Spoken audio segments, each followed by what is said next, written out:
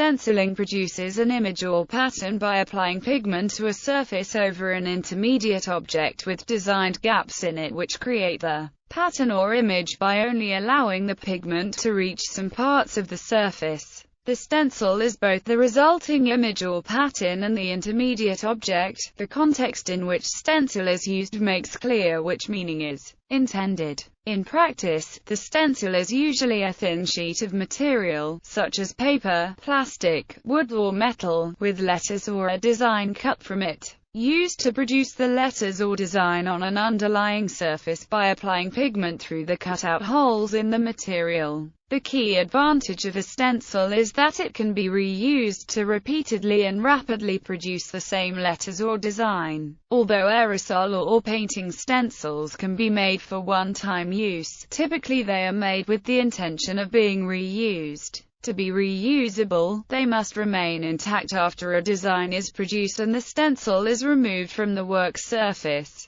With some designs, this is done by connecting stencil islands to other parts of the stencil with bridges. Stencil technique in visual art is also referred to as Pochoir. A related technique is aerography, in which spray painting is done around a three-dimensional object to create a negative of the object instead of a positive of a stencil design. This technique was used in cave paintings dating to 10,000 BC, where human hands were used in painting handprint outlines among paintings of animals and other objects. The artist sprayed pigment around his hand by using a hollow bone, blown by mouth to direct a stream of pigment. Screen printing also uses a stencil process, as does mimeography. The masters from which mimeographed pages are printed are often called stencils. Stencils can be made with one or many color layers using different techniques, with most stencils designed to be applied as solid colors.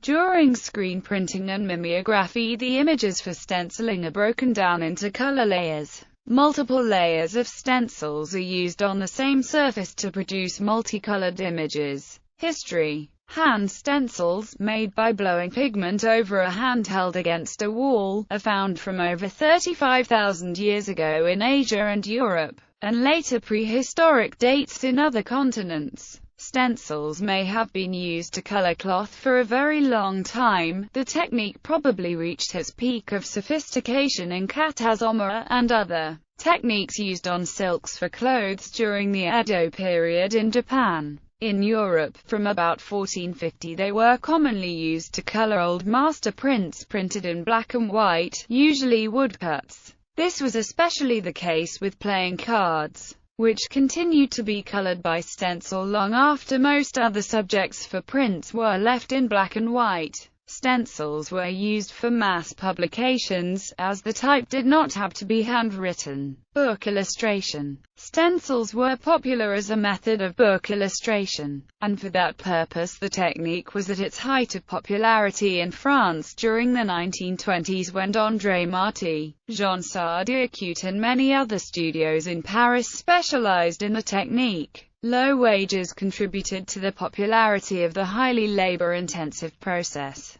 When stencils are used in this way they are often called Pochoir. In the Pochoir process, a print with the outlines of the design was produced, and a series of stencils were used through which areas of color were applied by hand to the page. To produce detail, a collar type could be produced which the colors were then stenciled over. Pochoir was frequently used to create prints of intense color, and is most often associated with Art Nouveau and Art Deco design. Aerosol stencils. Aerosol stencils have many practical applications, and the stencil concept is used frequently in industrial, commercial, artistic, residential and recreational settings, as well as by the military, government and infrastructure management. A template is used to create an outline for the image. Stencils templates can be made from any material which will hold its form, ranging from plain paper, cardboard, plastic sheets, metals and wood. Official use stencils are frequently used by official organizations, including the military, utility companies and governments, to quickly and clearly label objects, vehicles and locations.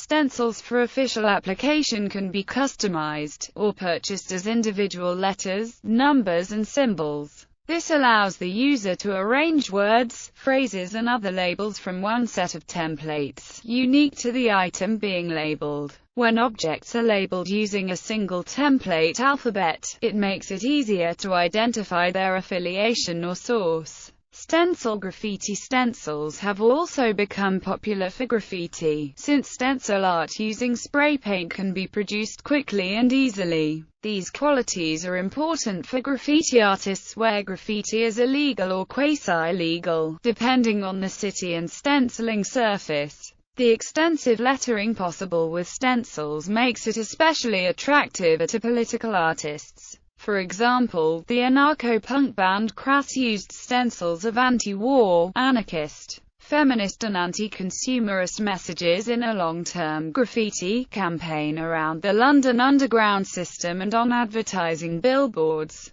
There has been a semi-recent trend in making multi-layered stencils with different shades of grey for each layer, creating a more detailed stenciled image. Also well known for their use of stencil art are Blek Lorat and Jeff Aerosol from France, British artist Banksy, New York artist John Fechner, world-traveling artist Above, Shepard Fairey's Abbey, and Pirate and Nassad from Hollywood, California. Home stenciling. A common tradition for stencils is in home decorating and arts and crafts. Home decor stencils are an important part of the DIY industry. Stencils are usually applied in the home with a paint or roller brush along wall borders and as trim. They can also be applied with a painted sponge for a textured effect. Stencil templates can be purchased or constructed individually. Typically they are constructed of flexible plastics, including acetate, mylar and vinyl. Stencils can be used as children's toys. Military stenciling. Stencils have been used in the military across most nations for many years and continue to be used today. They are used to mark up equipment, vehicles, rations, signposts, helmets, etc. The most famous use of military stencils was the application of playing card designs to USA airborne helmets during World War II as a method to identify regimental units. Silk screening. Silk screening is a type of printing on paper or textiles, in which an ink is embedded in the cloth.